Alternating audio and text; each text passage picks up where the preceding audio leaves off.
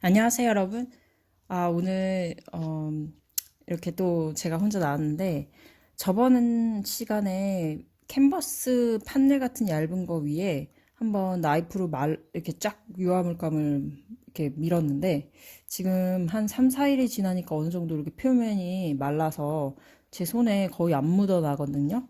그래서 여기에다가 오늘은, 붓이나 나이프를 조금씩 이용해가지고, 어떻게 물감을 잘 두 번째 층으로 올릴 수 있는지 그걸 한번 영상에 보여드리겠습니다. 그래서 그림 그리는 거 위주보다는 물감의 덩어리째 올라가면서 그리고 첫 번째 그 캔버스 위에 한 표면이 마른 물감 위에 다시 말하면 캔버스 위에 이렇게 유화 물감이 한번 올려져 있는 상태에서 한번 이렇게 쫙 마른 건조한 상태에서 이렇게 올리면 좀 이렇게 물감이 좀 더 자연스럽게 올라간다는 걸 알 수 있거든요.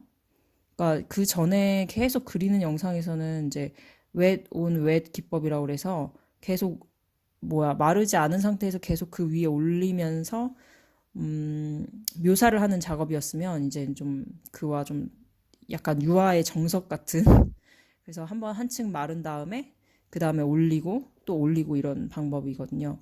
지금 보시다시피 약간 울트라메린 블루 계열의 색상으로 이제 조금씩 올리는데 이렇게 거의 이런 식으로 붓으로 쓱쓱 밀면서 밑에 색이랑 겹치지 않는 게 보이죠? 그리고 이거는 좀 조그만한 나이프를 들고 와서 이제 그 위에 덩어리째 이렇게 쫙 이렇게 마치 식빵에 잼을 바르듯이 이렇게 쫙 올릴 수가 있어요. 그 밑에 색이 이미 거의 완벽하게 건조가 된 상태라서 두 번째 층을 올릴 때는 밑에 있는 색이 이렇게 같이 믹스가 덜 되죠? 아니, 거의 안 되죠? 그래서 또 다른 층으로 그릴 수 있다는 것. 이게 이제 좀 웨돈 웻 기법이랑 다른 것 같아요.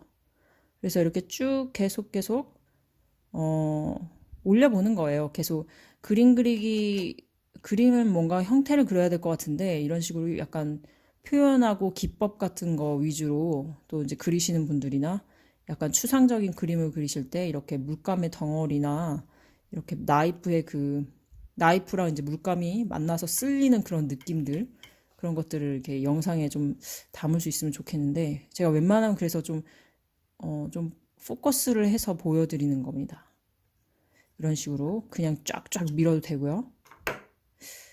그리고 지금 보여드리는 건 린시드 오일이에요. 그래서 린시드 오일 하면 거의 유화물감이랑 많이 섞어서들 쓰시는데 제가 이제 린시드 오일이 어떻게 생겼는지 따라서 보여드리면 지금 보시면 쫙 퍼지는 이 느낌이 되게 이제 요리해 보신 분들은 식용유 같은 느낌이에요. 식용유, 올리브 오일, 팬에 이렇게 기름을 두르듯. 근데 이거를 그냥 캔버스 위에도 살짝 뿌려봤어요. 근데 거의 이렇게 뿌려서 그리지는 않는데 이제 유화 그 리시드 오일의 점도나 흐르기가 어느 정도 되는지 좀 투명해 보이죠? 되게 더디게 말라요. 이 린시드 오일을 섞어서 하면.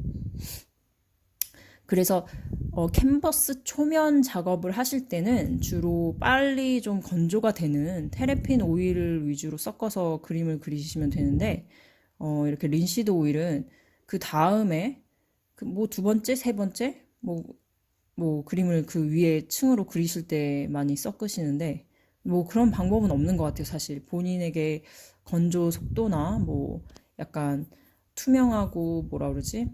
반짝거리는 정도 그런 게 더 좋으시면은 이렇게 더 기름을 많이 섞어서 그리기도 하는데요. 이거는 진짜 많이 그려보시면 알 것 같아요. 왜냐면 거의 이게 느낌 같은 거라서 이거를 되게 설명을 명확하게 해드리기가 어렵네요. 이렇게 약간 예체능 같은 건 몸으로 직접 닿아봐야 이런 느낌이구나 하실 거예요. 그래서 그냥 계속 나이프로도 문대보고 붓으로도 해봤다가 기름으로도 섞어보고 그런 그냥 그러니까 뭐라 하지 재료랑 친해지기 이번 수업은 이제 재료와 친해지는 그런 수업이 되면 좋겠네요. 그래서 뭔가 그리는 거, 형태를 만들어내야 되는 거, 사실적인 그림을 그려야겠다라는 부담감이 있다면 그냥 뭐 유화물감이랑 나이프랑 붓을 이용해서 캔버스를 채워나간다 생각하시면서 그냥 이렇게 해보시는 거예요. 그래서 저는 이제 뭘 해볼 거냐면 그냥 저도 사실 이걸 처음에 재료를 막 했을 때 솔직히 생각 없이 그냥 붓에다 물감 퍼서 그냥 마른 물감 위에 올리는 걸 해보려다가 뭔가를 만들어 볼까 여기다가 뭔가 조형물 같은 미니어처 같은 느낌이 나오게 한번 해볼까? 그래서 지금 막 나이프 막 끝에 묻은 거를 건더기 같은 덩어리로 그냥 캔버스에 막 올리는 거예요. 이게 캔버스는 아니고요. 판넬인데 이렇게 얇은 판자 같은 거 위에 캔버스 천이 이렇게 덮여 있는 그런 뭐라 그래야 되지? 그 보드예요, 보드. 캔버스 보드 같은 거. 그래서 이게 약간 이제 좀 거칠게 해도 밑에가 보드판이라서 안정적이게 나이프질을 할 수 있는 것 같아요. 그래서 뭐 이렇게 이제 어느 정도 두께가 보이시나요? 이렇게 두께가 살짝 물감이지만.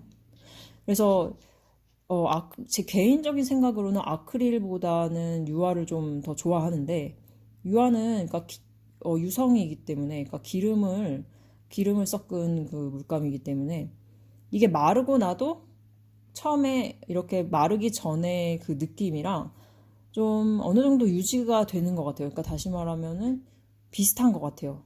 그래서 좀 좋아하는 것 같아요. 더 선호해요, 제가 그림 그릴 때. 근데 아크릴화도 아크릴 나름대로 이제 기법이나 이런 거 하시면 좀 장단점이 있긴 한데 우선 물로만 그리는 거니까 편하잖아요. 그 물감에 물로 씻고 수채화처럼 간편하기 때문에 좋은데 근데 이렇게 마르기 전이랑 마르고 난 다음에 그런 뭐라 그러지 깊이감이 좀 다르다고 그래야 되나? 저 개인적인 생각이에요. 그래서 약간 이렇게 볼륨감이라든지 이런 뭐라 그러지 재질감 표현을 멋들어지게 이렇게 해놨는데 그 다음날 되면 그렇게 부피감이 좀 거의 한 3분의 1 정도가 줄어든다라고 보면 돼요. 그러니까 이렇게 올려놓은 거 터치감 위에 또 올렸어요. 아크릴화 같은 경우는. 그럼 지금 보여드리는 이런 터치 있잖아요. 이렇게 두껍게 올라가 있는 거. 이런 게 조금 많이 감소가 돼요. 마르고 나면. 제 생각에 수분이 없어지면서 그러면서 그런 것들이 좀 낮아지는 것 같아요. 그런 터치 두께감이. 그런 반면 유화는 거의 동일해요. 그 유화 기름이 뭐 마르는 시간이 뭐 겨울 같은 경우 뭐 5일에서 열흘 정도가 걸리는데 근데 뭐 여름에는 뭐 2, 3일이면은 근데 이렇게 두꺼울수록 오래 걸려요. 그 마르기가.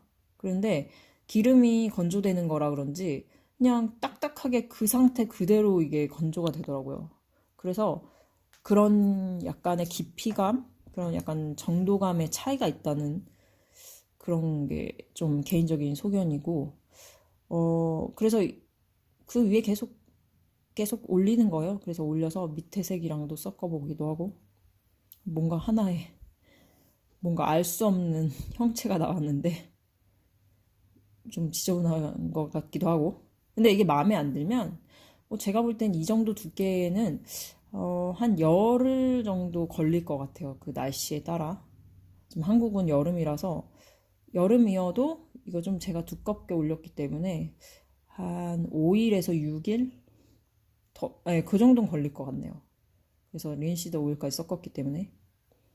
그래서 이렇게 슬슬 마무리를 하겠습니다. 그리고 제가 부족한 미술과의 채널을 이렇게 구독도 해주시고 또 열심히 봐주시고 너무 감사드리고요. 어떻게 하다가 또 1000명이 넘었네요. 정말 계획 없이 맨날 조금씩 올려야 된다고 하는데 잘 못하고 있어서 죄송하고 부족한 채널인데도 이렇게 구독까지 해주시고 좀 지켜봐 주셔서 감사드리고요. 제가 열심히는 못하지만 일관성 있게 그림을 올리도록 좀 노력을 해보겠습니다. 하여튼 필요하신 거 있으시면 답글로 남겨주시고 사실 제가 이 미술 과외지만 너무 여러 가지를 하고 있어서 좀 감이 좀 떨어지는 게 없지 않아 있는 것 같아요. 저의 단점인데 좀 방향을 좀 잘 잡을 수 있도록 좀 열심히 연구를 해야 될 것 같습니다. 하여튼 오늘도 이 미술 재료 연구, 재료 탐색? 뭐 그런 거를 잘 봐주셔서 감사드리고요. 그러면은 멀리서 보면 이렇게 된다는 것. 그러면은 또 봐요. 감사합니다. 안녕.